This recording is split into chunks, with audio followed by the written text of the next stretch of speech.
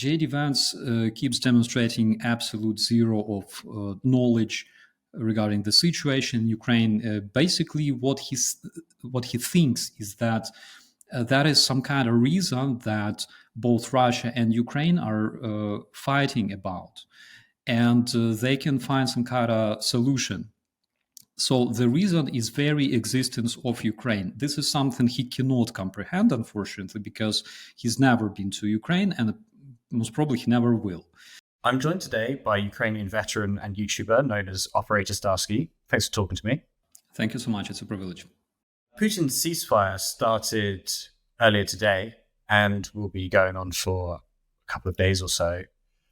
Has it worked? Has there been reduced fighting on the front lines? How is Ukraine seeing this ceasefire?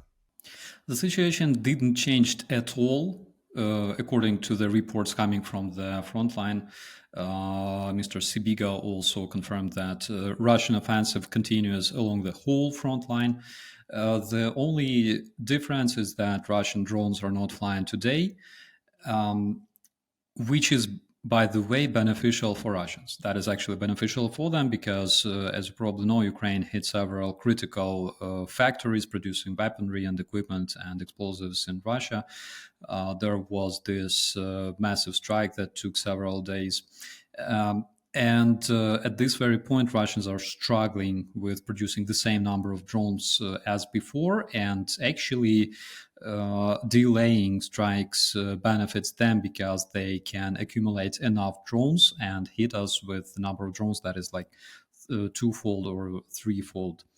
So this is what we see today. Of course, we cannot see significant changes on the battlefield. It's a fact. Last time when Putin announced the so-called Easter ceasefire, we had almost 3,000 cases of assault at the front line. So we don't trust Putin at all. And of course, President Zelensky said that any peace talks, any negotiations should actually start with 30-day ceasefire that is unconditional that Ukraine offered. But of course, we understand that Putin's strategy doesn't involve ceasefire.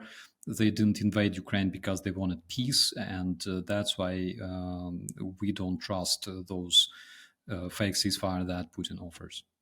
How is Ukraine observing the, again, so-called ceasefire?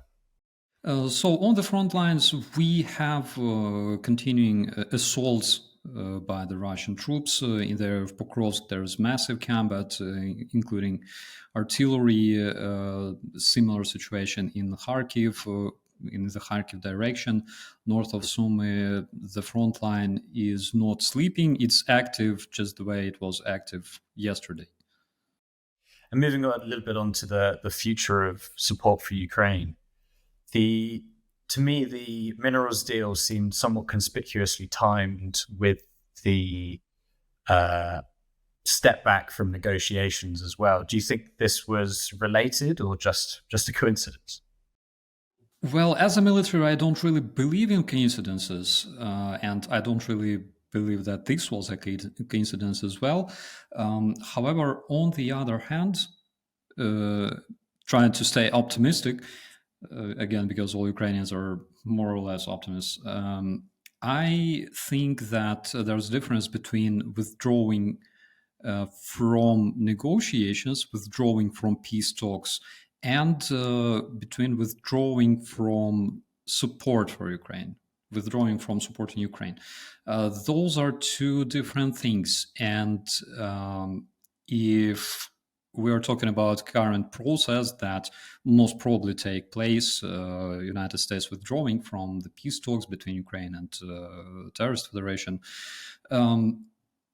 I want to believe that this will benefit Ukraine, and I can tell you about several indications that support this theory. Okay, so indication number one is that Wittkov hasn't become a security advisor, which is great.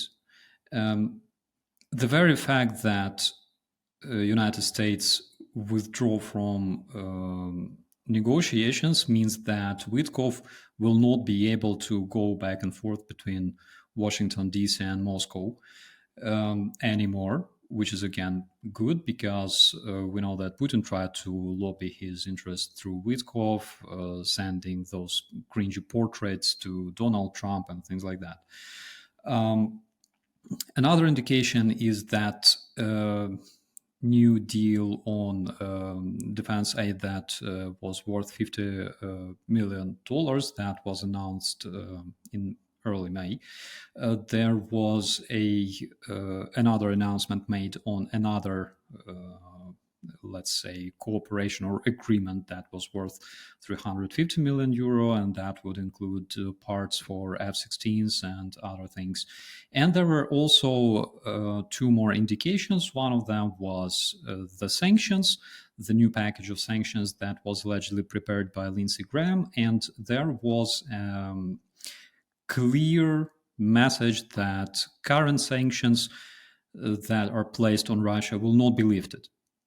So those are four main indications that the very withdrawal from the negotiations is a sign not to Ukrainians, but a sign, a message to Russians, actually, that you would better prefer us, United States, to stay in this process rather than watch us helping Ukrainians with anything they need and stuff like that. I think one of the key things that changed the standpoint of current US administration regarding this was that iconic meeting between President Zelensky and President Trump in Vatican. And that actually worked because, when Trump is not surrounded by all kinds of advisors, when they speak face to face with President Zelensky, of course, information can be delivered to President Trump, and Zelensky can be extremely persuading.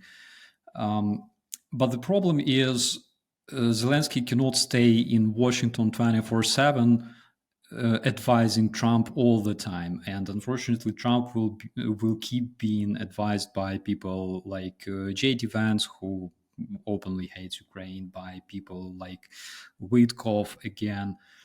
So that is another problem.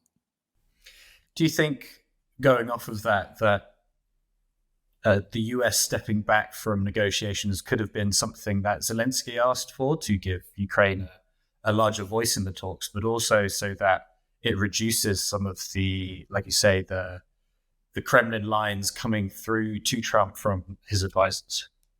I would say that this is something that Zelensky expected 100%, because that's what he said in the very beginning. He said Putin violated hundreds and hundreds of agreements that were signed with him since 2014, and he never respected the ceasefires in Ukraine. So he will not respect this one either. He didn't invade Ukraine again because he wanted a ceasefire. It's a joke. So this is something that Zelensky expected. He said, yeah, we agree to have an unconditional 30-day ceasefire. We are ready. But this is the situation. You see it yourself. The other side just ignores us, and they don't want to actually reach peace, right? So I think this is something that was expected, something that President Zelensky also mentioned during the press conference in Kyiv, in the presidential office with the Ukrainian media. That's exactly what he said. He said that we will never see Russians agreeing on peace because they don't need peace. It's not part of their strategy, and they didn't attack us because they need peace. They have absolutely different goals. Is America walking away from the negotiations a good or a bad thing? Because if they were essentially performative in the way they worked anyway, is it good or bad that America stepped back? if we disconnect emotions, right? Because again, as a Ukrainian, I'm an emotional person, and I do see betrayal everywhere, especially coming from the United States. We all know or remember that disgraceful meeting in the Oval Office and all that circus. But if we disconnect emotions just for a while, we can see those indications that actually tell us that by walking away from the peace negotiations, the United States can actually walk towards increased military aid to Ukraine. That is something that personally I would really see happening, and those several key indications that I mentioned above, they kind of confirm what I said, kind of confirm what I expect. Indeed, there has been a sort of some signs of a turn of fate for Ukraine, certainly in the White House. There's been a $50 million sign off on a arms sale license, and a Patriot missile system is going to be sent over from or refurbished and brought over to Ukraine from Israel. There's been lots of sort of change in the way that America is talking about Ukraine. And I think most recently, Vance has said that Russia is asking for too much and will likely have to make more concessions. Is this something that's felt in Ukraine, that there is this turn of fates for in the White House? Not at all. And I will tell you why. It's because we need to judge the White House by actions, not by words. Deciphering messages coming from not only Donald Trump but also members of his team is a torture. It's a really hard process, and that is basically what we're doing all this time. We would all like to see rather actions being made and those Patriot systems actually delivered to Ukraine, because so far the most they actually did something regarding the Russo-Ukrainian relations was basically cutting military supply for Ukraine and cutting intelligence for Ukraine for a while, which led to a disaster actually in Kursk Oblast. So we would really like to see some kind of action confirming this.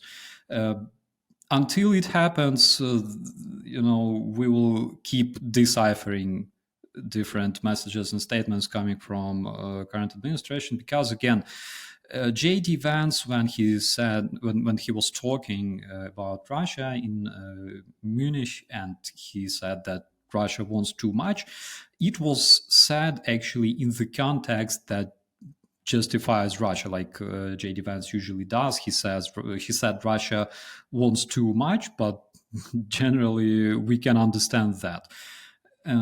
So J.D. Vance demonstrated that he has absolutely zero knowledge about Ukraine. He made that ridiculous statement about propaganda tour in Bucha that triggered a lot of Ukrainians, a lot of veterans, me including, because I was the one who was bringing journalists to Bucha, to the mass grave when we found it, and I was showing those bodies to the representatives of international media. And J.D. Vance keeps demonstrating absolute zero of knowledge regarding the situation in Ukraine. Basically, what he thinks is that that is some kind of reason that both Russia and Ukraine are fighting about, and they can find some kind of solution. So the reason is very existence of Ukraine. This is something he cannot comprehend, unfortunately, because he's never been to Ukraine, and most probably he never will. Same with Witkov, by the way, because here Witkov is bragging about the incredible, like Borat says, great success in frames of negotiating with Russia and Ukraine. Great success. We reached peace. Tomorrow everything will be signed. And imagine he comes to Ukraine and all of a sudden he gets hit by a Russian drone that was not supposed to fly there. That would be cringy. But J.D. Vance will never come to Ukraine, because why? If he cared, of course, yeah, I could understand that. But let's be honest, he doesn't care, right? So one thing he must understand: the reason this war started was the very fact of Ukraine's existence. We want to live, and those guys who attacked us, they want us to die. As simple as that. There is no simpler explanation. So that is the situation. Generally, I noticed that when people from abroad come to Ukraine, they change their mind extremely fast. Extremely fast. Mark Burns, the American pastor, close friend and mentor for Donald Trump, he also came to Ukraine. He was fanatic supporter of the idea of stopping aid to Ukraine. When he came to Kryvyi Rih, to that very children playground where those 9 kids were killed by Russian missile, probably his eyes opened, because then he returned back to the United States and he said, I was wrong. Actually, supporting Ukraine is the very idea of America first. That is America first. We have to support Ukraine because Ukraine is democracy. Ukraine is all those values that we, us as Americans, were fighting for all those centuries. We can find those values in Ukraine.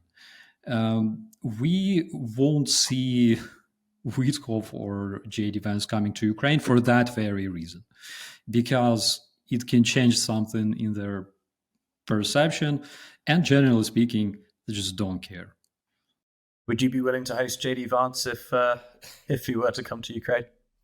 I could probably show him around Hostomel airfield and bring him on the propaganda tour to Bucha. I would literally do that for a very simple reason. He, in my personal opinion, he must apologize in front of those people who lost their children, who lost their relatives in Bucha, that were literally murdered by Russian invaders for nothing, just because they hate us so much. And I think that he should really apologize if he has at least some self-respect. Conversely, Zelensky has somewhat lauded the minerals deal as being basically an American security guarantee because of the American investments that would come along with it. Is Ukraine an attractive investment opportunity, and would it realistically actually be any form of security guarantee? Ukraine is absolutely attractive place for investment, I would say, because at this very moment, Ukraine exports a lot of products abroad. We're not only talking about food, grain, crops, oils, that sort of stuff, but also different technologies. Ukraine exports drones. Ukraine still exports even aviation, even to United States. For example, there's this beautiful aviation company called Aeropract in Ukraine, and we're building light sports aircraft that are still being shipped to the United States, and they're extremely popular. So this deal, of course, did not really include any security guarantees for Ukraine in terms of like in 1994, which didn't work anyways. But at the same time, I think for us it was a big step because we demonstrated that we still want partnership.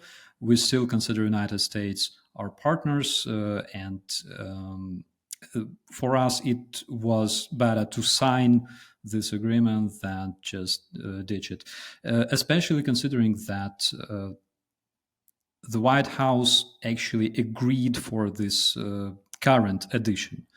All the previous versions were basically an extortion, but this one is good for us, more or less good. And I'm happy that actually this deal was signed. So we will see if the White House also keeps their word, because they were saying that this mineral deal will actually be the guarantee for Ukraine, because there will be American companies working on the Ukrainian territory, which, by the way, didn't stop Russians from looting them starting 2022, because there were hundreds of American companies on Ukraine's territory. But still, we will see.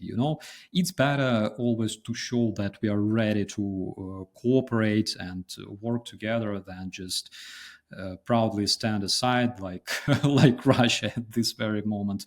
Another important thing about this mineral deal was Russian representative Kirill Dmitriev bragged all the time about their own mineral deal with the United States, because currently it raises question. Okay, United States signed the mineral deal with Ukraine. What's with Russia? Will that mineral deal be signed? And apparently not, because we cannot hear any more talks about the Russian minerals deal. And again, it benefits both Ukraine and United States. You've mentioned a couple of times a very understandable sense or fear of betrayal. Should America withdraw further and withdraw military support, how confident are you that European aid would be able to fill that gap? For instance, European Defence Commissioner Angelos Kabylos has said that Europe could purchase weapons directly from Ukraine manufacturers instead of importing them from European and US manufacturers, which he claims would effectively double the purchasing power of the EU aid to Ukraine. One thing we should explain to our viewers is that Ukrainians have this phenomenon we call zrada. Zrada means betrayal. That is like a meme in Ukraine, but generally that's like a complex of fear of betrayal. Ukrainians have right to have it since 1994. But speaking of military support from the European Union, will it be able to fill the gap? I think it will. Will it be hard? Will it be complicated in the beginning? Undoubtedly, it will be hard and complicated. But in case the US withdraw their support from Ukraine and also they withdraw their personnel from Europe, and the risk arises that, for example, the United States will not react in case Article 5 is triggered and things like that, then European countries will have to understand how to survive. So in my personal opinion, they completely understand those risks, and they will be able to help Ukraine because they want to survive themselves. They have no other choice, and they understand that if Russia is stopped in Ukraine, Russia will not go further to Poland and other countries, Baltic states. Russia will not go further. If Russia is given an opportunity to destroy Ukraine and become stronger due to this, then 100% Russia will go further and won't stop until it reaches like Portugal. So it's in Europe's best interest to ramp up their defense support for Ukraine, their defense aid to Ukraine, their military production, in order to make sure that they are able to defend themselves and basically survive. And it's very good that they understand that. Would Ukraine have enough military production to essentially be able to produce, I think it would be from 40 billion to an effective 80 billion euros worth of purchasing? I really guess so, because look, 2022, Ukraine had no Lend-Lease. Ukraine had absolutely zero support from our partners prior to May 2022. Several months we were basically by ourselves against that whole Russian war machine. And still we managed to survive. Those were the days when Russians were saying that Ukraine will fall in a matter of a couple of weeks. Douglas McGregor still keeps repeating that. I don't know, maybe he lost his connection to YouTube. He doesn't know the situation changed. But the fact is, today Ukraine is striking Russia with long-range drones that Russians are struggling to intercept, literally because they don't have enough capability in terms of air defense. Ukraine, again, saying Russian flagship and yada yada. And recently it was announced by President Zelensky that Ukraine is finishing the field tests for Ukraine's ballistic missile program, and it's 2025. So apparently, yes, apparently Ukraine has this capability. Of course, we will require a lot of all kinds of technical and financial support from our European allies and hopefully American allies as well. But there is absolutely no way Ukraine fails this task.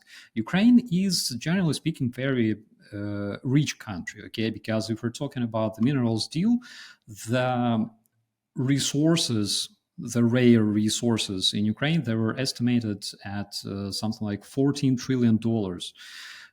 So Ukraine can definitely afford arming itself and ramping up production and its industry. But of course, we will need a lot of support, especially considering that at this moment, Ukraine is a country at war. Operator Starsky, thanks for joining me today. Thank you so much. It was an honor.